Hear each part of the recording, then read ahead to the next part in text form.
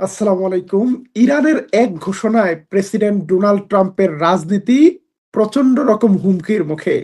ইরানের supreme national কাউন্সিলের secretary doctor Ali Larijani গতকাল ঘোষণা দিয়েছেন, ইরানের হাতে আটক হয়েছে বেশ কয়েকজন আমেরিকান সৈন্য। কতজন সৈন্য আটক হয়েছে, কোথায় আটক হয়েছে, কি অবস্থায় আছে তারা? এবার কি আমেরিকান সৈন্যের মুক্তির দাবিতে ট্রাম্প বিরোধী লড়াইয়ে নামবে আমেরিকার বিরোধী দল? অনেক মজার সংবাদ আছে আজকের লাইভে। প্রিয় দর্শক, কে কোথা থেকে আমাদের লাইভে যুক্ত হয়েছেন কমেন্টে জানাতে পারেন। আজকে একটু মজা করে বলি, বাংলাদেশের সিলেট অঞ্চলে এক চোর ধরার ঘটনা নিয়ে একটা ভাইরাল ভিডিও হয়েছিল। শাহিন, নটির পোলাকে ধরে ফেল। সেই ভিডিওটির কথা হয়তো আপনাদের মনে আছে। এক লন্ডনী প্রবাসীর বাড়িতে চোর ঢুকায় তিনি কিভাবে চোরকে ধরেছিলেন সেটিকে অভিনয় করিয়ে দেখিয়েছিলেন, যেটি বেশ হাস্যরসের জন্ম দিয়েছিল বাংলাদেশে। উঠানের বারিন্দায় সব জায়গায় মানুষ আক্রমণ দিছে। ওই উঠানের বারিন্দায় সব জায়গায় মানুষ জমে গেছে। এই সময় তারা গুলি করে কিন্তু বাইর হয়ে যাচ্ছে। তখন আমি বলছি, শাহিন নটির পুলাকে ধরে ফেল বলে আমি দুজনকে এইভাবে ধরে ফেলছি। ধরে ফেলতেই একজন আমার পা থেকে কিছু পিছলছে, শাহিন ধরস্তা খেয়ে ওকে, আর ওগুলো তো আমি ধরেছি। আমেরিকান সেনারা যদি ইরানে প্রবেশ করে তাহলে তাদেরকে কিভাবে আপ্যায়ন করা হবে তার একটা তার একটা ইঙ্গিত দিল ইরান। এখন মজার ব্যাপার হলো, ইরান পুরোপুরি ডিসক্লোজ করেনি যে তারা কতজনকে ধরেছে, কোথায় ধরেছে, এবং এই সংবাদটি কি সত্য নাকি গুজব। বেশ কিছুদিন ধরেই কিন্তু ইন্টারনেটে এইরকম কিছু ছবি ভাসছিল যে ইরানের সোলজাররা একদল আমেরিকান সৈন্যকে গ্রেপ্তার করে নিয়ে যাচ্ছে। এই ছবিগুলোর অনেকগুলো এআই দ্বারা তৈরি করা। এখন আমেরিকান সেনা আটকের ঘটনাটা মেইন স্ট্রিম মিডিয়ায় কি এসেছে? জি, এসেছে। তুরস্কের ইংরেজি চ্যানেল টিআরটি ওয়ার্ল্ড, যেটি আল জাজিরার মতো একটি মেইন স্ট্রিম মিডিয়া, তারা কিন্তু এই ঘটনাটিকে নিয়ে নিউজ প্রতিবেদন করেছে। আমরা তুরস্কের টিআরটি ওয়ার্ল্ড থেকে আপনাদেরকে যদি হেডলাইনটা দেখাই, Iran claims American soldiers captured but United States deny. অর্থাৎ ইরান দাবি করেছে আমেরিকান সেনা আটক হয়েছে। ইরান কি দাবি করেছে সেটা আপনাদের এক লাইন পড়ে শোনাই, শুনতে ভালো লাগবে আশা করি। Iran's top security official Ali Larijani claimed that American soldiers have been captured, accusing Washington of trying to conceal the incident. তিনি বলেছেন, it has been reported to me that several American soldiers have been taken prisoners, but the American claim that they have been killed in action. Ali Larijani wrote in X or Twitter. প্রিয় দর্শক, এখানে doctor Ali Larijani টুইটারে দাবি করেছেন যে ওনার কাছে তথ্য চলে এসেছে আমেরিকার কয়েকজন সৈন্যকে যুদ্ধবন্দী হিসেবে আটক করা হয়েছে। একটা ঘোষণাই যথেষ্ট। এখন ট্রাম্প বড় টেনশনে রয়েছে যদি এই ঘটনা সত্য হয়। আলী লারিজানি বলেছেন যে সৈন্যদের ধরা হয়েছে, কিন্তু আমেরিকা সেটা স্বীকার করতে চাইছে না। আমেরিকা আমেরিকা বলছে যে তারা যুদ্ধে নিহত হয়েছে, গুলি করা হয়েছে। এই জায়গায় পরবর্তী রাজনৈতিক প্রভাব কি হবে সেই বিষয়ে আলোচনার আগে আরেকটি তথ্য জানাই যে আমেরিকান কিংবা ব্রিটিশ সেনাদেরকে আটকের ঘটনা ইরানে প্রথম নয়। 2016 সালে একদল আমেরিকান সৈন্যকে আটক করেছিল ইরানের নিরাপত্তা কর্মীরা। তাদেরকে কিভাবে বসিয়ে রাখা হয়েছে একটি রুমে আপনারা দেখছেন। তার আগেও একবার পারস্য উপসাগর থেকে ব্রিটিশ সৈন্যদেরকে নারী সৈন্য সহ গ্রেপ্তার করেছিল ইরানের নৌবাহিনী। তারা ইরাক অভিযানের সময়, ইরাক যুদ্ধের সময় ইরাকের জলসীমা ক্রস করে ইরানের জলসীমায় প্রবেশ করেছিল। সাথে সাথে ইরানি হেলিকপ্টার, ইরানি স্পিডবোট ঘেরাও করে তাদেরকে ধরে ফেলেছিল। ব্রিটিশরা প্রথমে অস্বীকার করেছিল, তারপর যখন তাদেরকে নারী সৈন্যদেরকে হিজাব পরিয়ে পুরুষ সৈন্যদেরকে নর্মাল সিভিলিয়ান ড্রেসে মিডিয়ার সামনে হাজির করেছিল, তখন মুখ লুকানোর জায়গা পাচ্ছিল না ব্রিটিশ রাজনীতিবিদরা। তবে মজার বিষয় হলো ইরানের সরকার সেই যুদ্ধবন্দীদের সাথে সর্বোচ্চ ইসলামিক মানবিক আচরণ করেছে, তাতে মুগ্ধতা প্রকাশ করেছিল তৎকালীন নারী বন্দী। প্রিয় দর্শক, আজকের লাইভের মূল বিষয় এটি নয়। আজকের লাইভের মূল বিষয় আমেরিকান সেনা আটকের দাবি এবং গতকাল রাতের ইসরায়েলি হামলা, পাল্টা ইরানিয়ান হামলা কেমন ছিল সেই বিষয়টি আপনাদেরকে জানাবো। প্রিয় দর্শক, গতকাল রাতে ইরানের বিরুদ্ধে বড় ধরনের হামলার ঘোষণা দিয়েছিল মার্কিন প্রেসিডেন্ট ডোনাল্ড ট্রাম্প। তবে সেই হামলাটিতে আমেরিকা ইরানকে আসলে অনেক বড় হামলা হয়েছে বলে সারা বিশ্বের সামনে দেখানোর জন্য একটা কৌশলের আশ্রয় নিয়েছে। গতকাল রাতে আমেরিকা ইরানের কয়েকটি তেলের ডিপোতে হামলা করেছে। অর্থাৎ ইরানের যে পেট্রোল বা তেল, এটাকে তো কোথাও স্টোর করে রাখতে হয়, সেই জায়গায় হামলা করেছে। এই হামলার দুটো উদ্দেশ্য। একটা হলো ইরানের তেলের যে মজুদগুলো আছে সেটা ধ্বংস করা, যাতে ইরান তেল বিক্রি করে টাকা না পায়। আরেকটা উদ্দেশ্য হলো তেলের ডেপোতে হামলা করলে তেল তো নিজে একটা দাহ্য পদার্থ, এটা প্রচন্ড আগুন তৈরি করে, অনেক দূর থেকে দেখা যায়, তখন মনে হবে না জানি কি হামলাটা হয়েছে।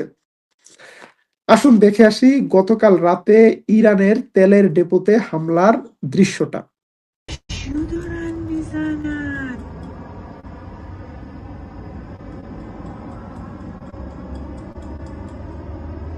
যেটি বলছিলাম যে পুরো তেহরান শহর থেকে দেখা যাচ্ছে একটা দাউ দাউ করে জ্বলে ওঠা আগুনের কুণ্ডলী। এইরকম ঘটনা কিন্তু এর আগে ইয়েমেনেও দেখা গিয়েছে। ইয়েমেনের তেলের ডিপোতে হামলা করাতে এই ধরনের আগুনের লেলিহান শিখা আকাশে উঠেছিল। আরো কাছ থেকে আরেকটা ভিডিও দেখাচ্ছি।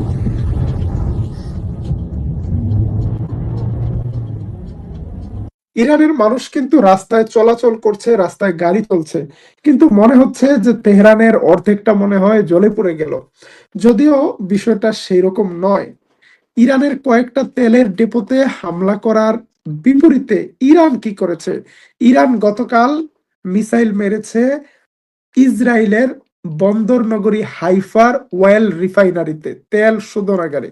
ইরান মিসাইল মেরেছে কুয়েতের তেলের ডেপোতে। ইরান মিসাইল মেরেছে ইরাকের সুলাইমানিয়াতে অবস্থিত মার্কিন সেনাদের হোটেল টাইটানিকে। ইরান গতকাল ক্লাস্টার বোমা মেরেছে তেল আবিবে। ইরান সমর্থিত হিজবুল্লাহ গেরিলারা 40-এর অধিক রকেট মেরেছে হাইফার বিভিন্ন সামরিক লোকেশনে। অর্থাৎ ইরানে হামলার নগদে নগদে জবাব দিয়েছে ইরান, কোনো বাকি বাট্টা নেই এখানে। প্রিয় দর্শক, আমরা একটু সুলাইমানিয়া, ইরাকের সুলাইমানিয়াতে আমেরিকান সৈন্যরা অবস্থান করছে হোটেল টাইটানিকে, এই সংবাদ পাওয়ার পর সেখানে আঘাত হানে ইরানি ড্রোন। দেখাচ্ছি সেই ভিডিও।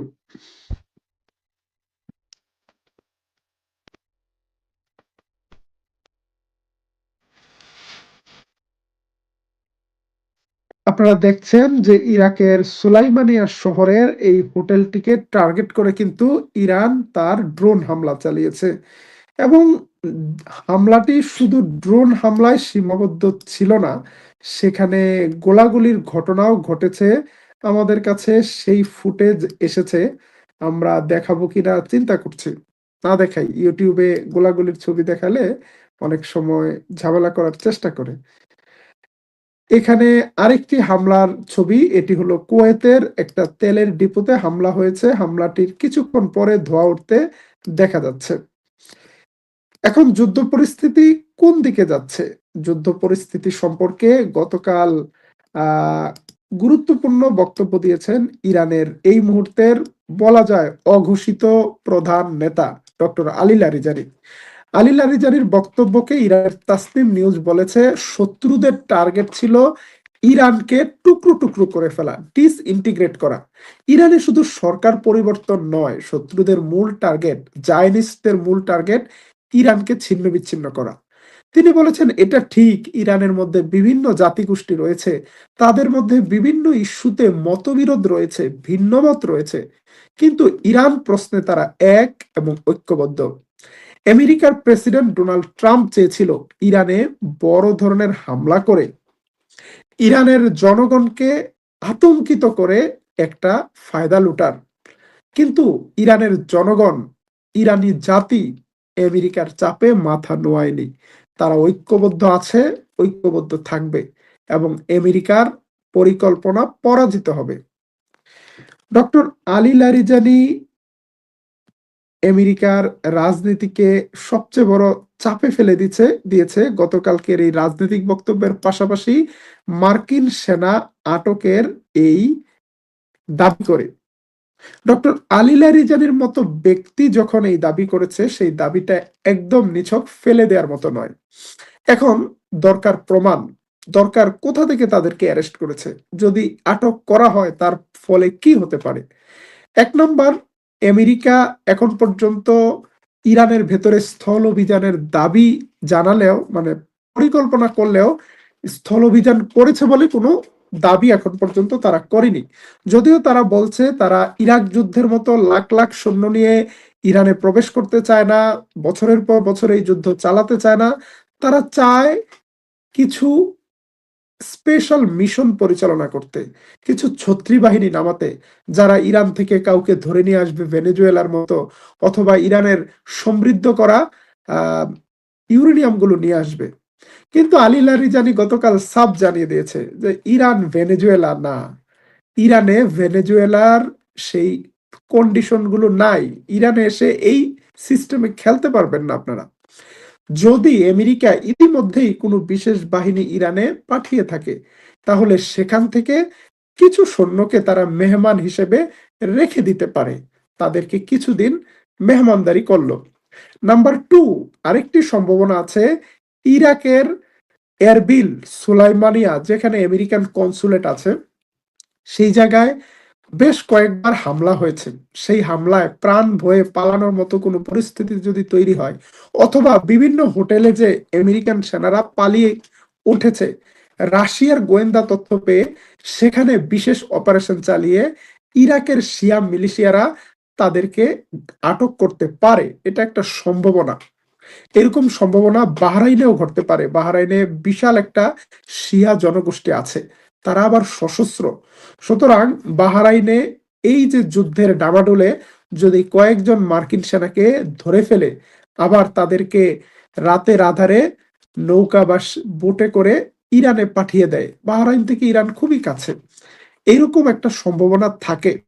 কিন্তু এই মুহূর্তে যুদ্ধ চলার কারণে ইরানের রাজনৈতিক নেতাদের সাথে ফিল্ডে থাকা মিলিটারি কমান্ডারদের সরাসরি প্রতিদিন যোগাযোগ করা কঠিন। হয়তো কোনো মাধ্যমে আলী লারিজানির কাছে মেসেজ পৌঁছেছে, মেহমান কিছু আছে, তাদেরকে আমরা রেখেছি আপ্যায়ন করার জন্য।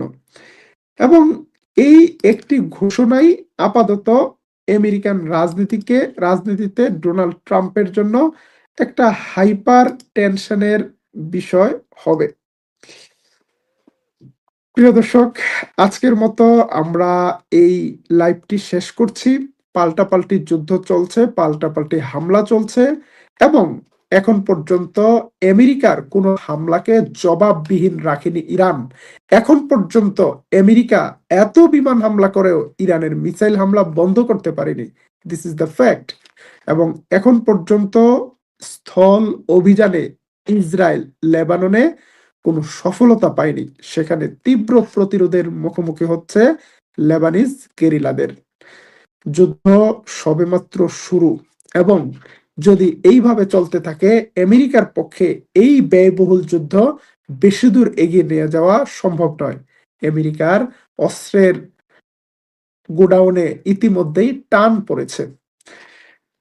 আজকের মতো শেষ করছি আমাদের লাইভটি। আমাদের অনেক দর্শক অনেক কমেন্ট করেছেন, সবার কমেন্ট পড়াও অনেক কঠিন।